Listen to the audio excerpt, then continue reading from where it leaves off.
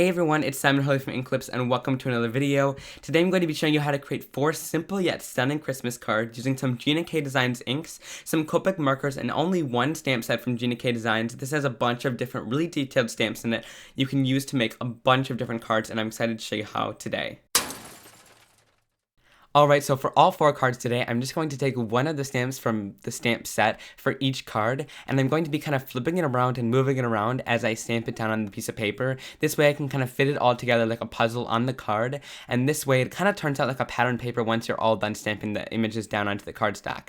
Now you've probably seen me use this technique a lot before, or this design a lot before. It's one of my go-to designs, but it's really stunning when you got a bunch of stamps like this that are sort of similar and have a lot of detail in them, and it's really easy to get a really awesome colored effect, but it also makes a super simple and quick card. And since I'm making 4 cards today, I love making all different cards, especially when I have all the supplies out. This way I have more cards in my stash that I can send out to people, especially during the holiday times. It's always nice to have a bunch of different cards on hand, because then you can send a lot more for your holiday cards. So I'm just stamping them all down like this, and if there's 2 images in the set that look kind of similar but are different sizes, I'll stamp those down together. But with the bigger flowers that we're using today, there's just one stamp in that set, so I'm just going to kind of move that one around and stamp it down using a Copic friendly black ink, because we're going to be coloring with Copics in just a minute here with most of these designs on these cardstocks, and you'll see me kind of variate the design, but you can do it a lot with just black ink and Copics, and it's a super simple thing, and you don't need a lot of products to do this as well. So now it's time to add color to all 4 of the cards, and I did a different color variation and a different coloring method for each card, and I added a little twist to the cards at the end as well to give it just a little bit of extra dimension and effects. And also on some of the cards I used the Copic markers, and on one of the cards I used the Gina K inks, and some of the methods are just a little bit more time consuming than others, so just keep that in mind when you watch this as well, that some of them might be a little bit simpler for some people and some of them might be a little bit trickier and take a little bit more of a time. But either way, they're all really fun and really simple to do. So for this first one, I'm just doing some really simple Copic coloring. Because there's a lot of the same image, I just like to keep the coloring super simple. Now, if I was just coloring one of the main images, I might do a little bit more detailed of coloring. But for this today, I just decided to go with 3 different shades of red and just shade in from darkest in the center and going out to lightest. Now you can do a different method with all the light sources and do it a little bit fancier if you want to take the more time to do it. But I just decided to go really quickly today and just do a super simple method of coloring. This is usually how I do it. I don't ever go super in depth with the Copic markers, but it's always super fun to as well, and it's super fun to take just a little bit of time out of your day to color with Copics. And also I do a lot of my coloring like with the darkest shade, and then I go to the lightest shade, but I do all of them at once, so it saves a lot of time as well. So you could do them a little bit more detailed if you wanted to and add some effects later, maybe using a white pen or something, and that would give a really cool effect as well. So I'm just going to finish coloring all of this in using the Copic markers until the whole card is finished. I also wanted to mention that you can really use anything to color these in. You can use colored pencils, watercolor markers, or regular markers, really anything, and I think they would look stunning any way you guys did them. I just decided to use Copics today because they were right on hand and they're really super simple and a fast way to add color to these images. But once again, you can use anything. You can even decide to mask off the background maybe and use some ink blending. You could go crazy with this, and I think any way it would look amazing if you guys did it.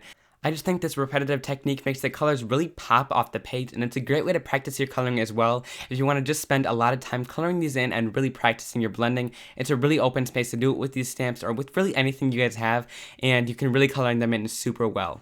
Now I decided to do the same thing for this mistletoe, at least I think that's what this is, and I'm coloring it in with green and red tones as well, 3 different shades of each color. It's super simple once again, but I just decided to do it for both cards because these are the really detailed ones that have a bunch of detail in them and are super easy to color. So I'm just using 3 tones of Copic markers, and I'm going to add some different things at the end to make them kind of stand out from each other and add a lot of detail, but just coloring them in really simply like this just gives a really stunning effect on the card, and I love how it turned out with just some super simple coloring, and you guys can just take your time, relax, maybe take these somewhere wherever you guys go and just sit down and color them in with really limited colors of Copic markers, because I'm all using the same colors in both the cards, so it's really easy to kind of make all these at once. And if you want to make a bunch of Christmas cards using these, you really can, and really easily as well. It's just a little bit time consuming with the coloring. You can find methods to get it done really fast, like doing all the same color at one time and blending it all together. It really goes kind of fast by if you want it to. So you just have to finish the coloring on the card, and then you're finished. You can add anything in the background if you wanted to. You can even do some blue ink blending or use a lighter Copic marker, but I just decided to keep it super simple and embrace the white space on my card today. And then for this reindeer card, I love how this one turned out, and this one was super simple. Now since the stamps were black, we couldn't really use any marker to color the inside of them, but we could definitely color the background. So I'm using a blue, 3 different shades of blue in the background to create kind of an ombre, starting at the top with the lightest color, and then going in the middle with a medium tone, and at the bottom I'm going to use a darker color. I'm making the edges kind of feather out into nothing and making them a little bit messier so you can kind of look like it's really hand colored or kind of a hand painted effect. And I'm just making sure that the ones in between are blended so that it really fades smoothly with the ombre effect. Now this doesn't make the deers super dark or anything, so you can't really tell where the marker was actually colored, but I definitely think it's a super creative way to add color, and it's super fast as well. So this is definitely faster than coloring all the different flowers in individually, and it still gives kind of a really cool effect. And you'll see something at the end that gives this a little bit of an even cooler effect to add a little bit of snow in the background as well. So for the last and final card today, I'm going to be ink blending on some colors. So this goes by really fast, and I'm just using some super bright colors from Gina K Designs. I'm using a blue, a pink, and a purple. These are super awesome to spread on your card and just gets a lot of bright color as well. And I'm just using the round ink blending tool because I thought this was a perfect shape to add color to these snowflakes. And I'm going to be using just a small finger dauber to add colors to the little ones as well. And it's just a really fast way to add some super bright color to your card.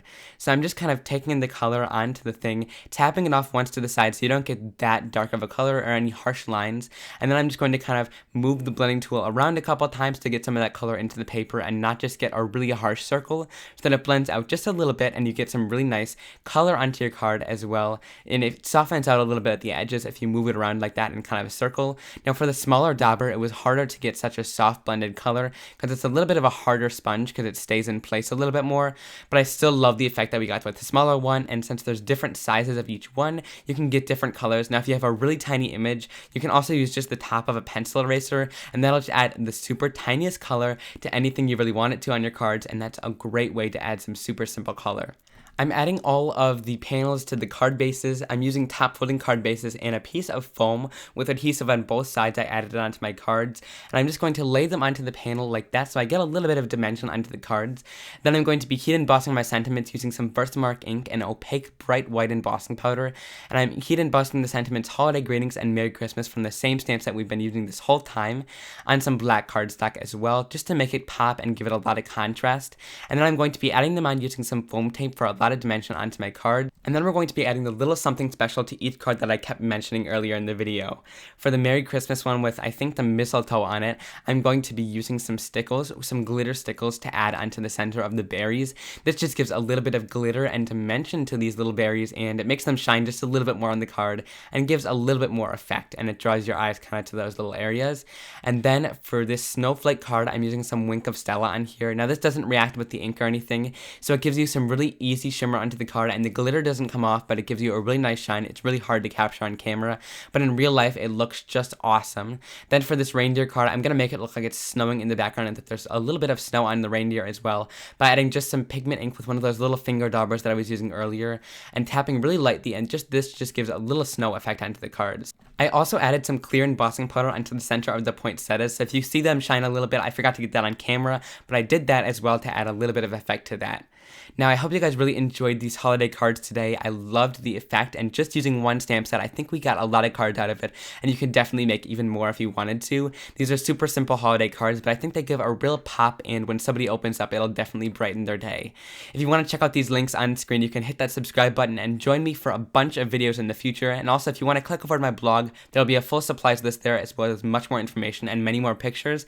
There's videos on the side you guys can click if you like my content and want to see more, and I'll see you guys very soon for another crafty and card making video in the future. Thanks for watching. Bye.